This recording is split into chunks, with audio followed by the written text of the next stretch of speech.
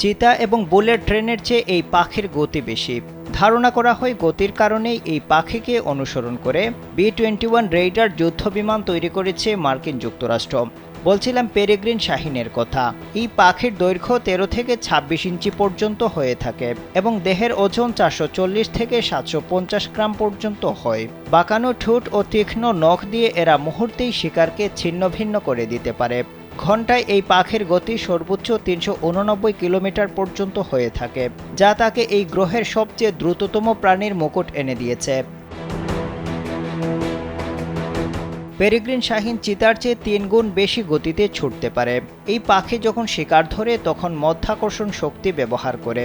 এরা শিকার ধরার সময় ডানা দুটো শরীরের সঙ্গে লেপ্টে ঘন্টায় 300 কিলোমিটার বা তার চেয়ে বেশি বেগে উড়ে এসে শিকার ধরে।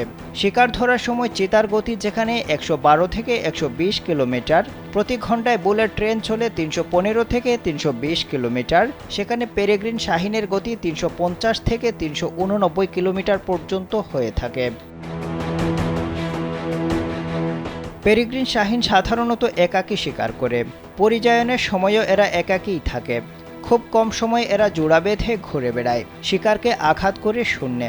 ওপর থেকে অনেকটা যুদ্ধ বিমানের মতো নেমে এসে ঝাঁপিয়ে পড়ে শিকারকে মুহূর্তেই ধরে ফেলে।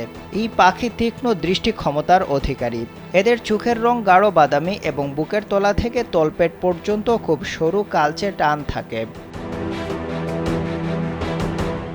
আফজাল হোসেন, কালবেলা।